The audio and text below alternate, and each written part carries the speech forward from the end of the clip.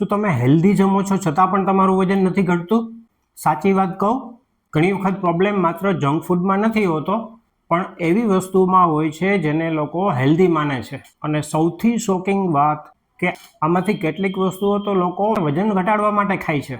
આજે હું તમને એવી 5 વસ્તુઓ વિશે બતાવીશ કે જે લોકો અજાણતા જ હેલ્ધી માનીને ખાય છે અને જેને કારણે વજન વધે છે. હું છું ડોક્ટર ધર્મેશ ગોહેલ, નવજાત શિશુ તથા બાળરોગ નિષ્ણાંત. નંબર 1, ઘણા લોકો માને છે કે ફ્રૂટ જ્યુસ એટલે કે ફળનો જ્યુસ હેલ્ધી ડ્રિંક છે. ફળ હેલ્ધી છે, પણ શું ફ્રૂટ જ્યુસ પણ એટલું જ હેલ્ધી છે?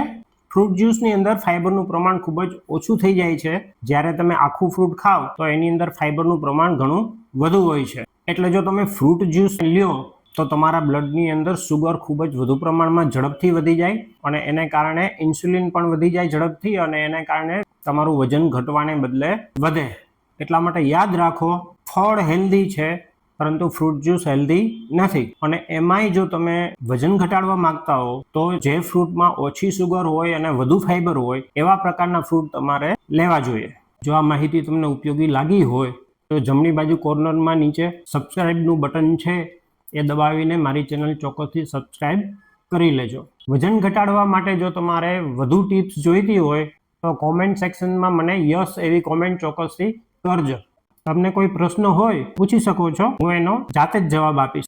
પણ હવે આવતી બીજી વસ્તુ જેને લોકો રોજ નાસ્તામાં લે છે. નંબર 2, ઘણા લોકો નાસ્તામાં રોજ સવારે વ્હાઈટ બ્રેડ એટલે કે સફેદ બ્રેડના બદલે બ્રાઉન બ્રેડ અથવા તો હોલ વ્હીટ બ્રેડ મતલબ કે આખા ઘઉંની બ્રેડ વાપરે છે. પણ શું બ્રાઉન લખેલું હોય અથવા તો હોલ વ્હીટ લખેલું હોય એટલે હેલ્ધી જ હોય? બ્રેડની અંદર બ્રાઉન કલર ઉમેરવામાં આવે છે અને એને કારણે બ્રેડ બ્રાઉન દેખાય છે. અને મોટા ભાગની આવી બ્રેડમાં હોલ વ્હીટ તો માત્ર 25-30% જેટલું જ હોય અને બાકીનું રિફાઇન્ડ કાર્બોહાઈડ્રેટ એટલે કે મેંદો હોય. અને અમુક બ્રેડમાં તો સ્વાદ માટે સુગર એટલે કે ખાંડ પણ ઉમેરેલી હોય છે. એટલા માટે બ્રેડની પાછળ આવેલું લેબલ વાંચવું ખૂબ જ અગત્યનું હોય છે. બ્રેડ બ્રાઉન દેખાય એટલે એ હેલ્ધી જ હોય એવું જરૂરી નથી. અને જો આવા પ્રકારની બ્રેડ તમે ખાશો તો એ તમારું વજન ઘટાડવાના બદલે વજન વધારશે. જો તમને વજન ઘટાડવામાં કોઈ મુશ્કેલી હોય તો કોમેન્ટમાં હેલ્પ લખો. શું તમે ડાયટ કરો છો છતાં પણ વજન નથી ઘટતું? રેન્ડમ ટિપ્સ છોડો અને તમારા બોડી પ્રમાણે પ્લાન લો. ફ્રી ક્લિનિકલ અસેસમેન્ટ માટે મેં ગૂગલ ફોર્મ બનાવ્યું છે જે મેં પહેલી કોમેન્ટ અને ડિસ્ક્રિપ્શનમાં આપેલું છે, તો એ ભરો. પણ હવે આવતી વસ્તુ જેને લોકો ખાસ તો વજન ઘટાડવા માટે જ ઉપયોગ કરે છે. નંબર 3, ઘણા લોકો બ્રેકફાસ્ટ એટલે કે નાસ્તામાં ગ્રેનોલા અથવા તો મુસેલી વાપરે છે. તો આ ગ્રેનોલા અને મુસેલી વજન ઘટાડે કે આ એક ખાલી માર્કેટિંગનું તૂત છે? ગ્રેનોલા અથવા મુસેલીમાં ઘણી વખત સુગર એટલે કે ખાંડ, સિરપ, હની વગેરે જેવું ઉમેરેલું હોય છે અને એમનો કુલ કેલરી પણ ઘણી વખત વધુ હોય છે. હેલ્ધી દેખાતું બધું જ હેલ્ધી નથી હોતું. અને જો તમે આ બધું ખાશો તો તમારું વજન ઘટવાને બદલે વધી જશે. વજન વધે છે કે ઘટે છે એને ટ્રેક કરવું પણ ખૂબ જ મહત્વનું છે અને આના માટે હું જે વજન કાંટો એટલે કે વેઇંગ મશીન ઉપયોગ કરું છું એની લિંક ડિસ્ક્રિપ્શન અને કોમેન્ટમાં આપેલી છે. પણ હવે આવતી વસ્તુ જેને લોકો હેલ્ધી માનીને સુગર એટલે કે ખાંડના બદલે વાપરે છે.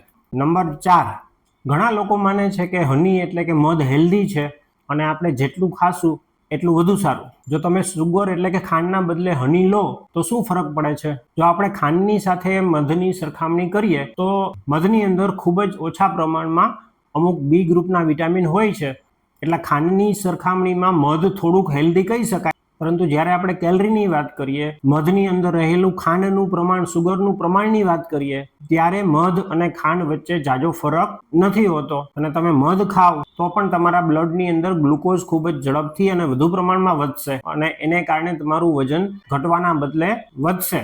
ઘણા લોકો સવારમાં વજન ઘટાડવા માટે લીંબુ પાણી મધ સાથે લે છે. પરંતુ જો તમે સવારમાં ભૂખ્યા પેટે લીંબુ પાણી સાથે મધ લેશો તો એના કારણે તમારા બ્લડની અંદર સુગર વધી જશે અને એના કારણે તમારા બ્લડની અંદર ઇન્સ્યુલિન પણ ખૂબ જ ઝડપથી વધી જશે અને એના કારણે તમારું વજન ઘટવાના બદલે વધશે. હા, તમે એકલું લીંબુ પાણી સવારે લેવું હોય તો લઈ શકો છો. એ તમને વજન ઘટાડવામાં થોડું મદદરૂપ થશે. ગયા રવિવારે મેં વિડીયો અપલોડ કરેલો હતો. એમાં ચરબી ઘટાડવાના પીણાની 5 મોટી ભૂલો વિશે મેં સમજાવેલું હતું. એ વિડીયો તમે જો ન જોયો હોય તો ચોક્કસથી જોઈ લેજો. અને હવે છેલ્લી વસ્તુ જે લગભગ દરેક ઘરમાં હોય છે.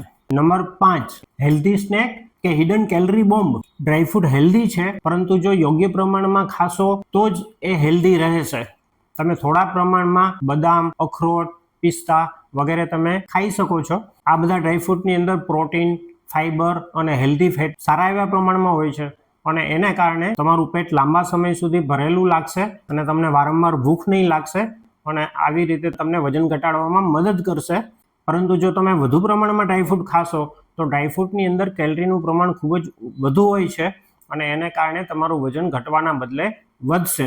અને અમુક પ્રકારના ડ્રાયફ્રૂટ જેવા કે અંજીર, ખજૂર, કિસમિસ વગેરેની અંદર સુગર એટલે કે ખાંડનું પ્રમાણ ખૂબ જ વધુ હોય છે.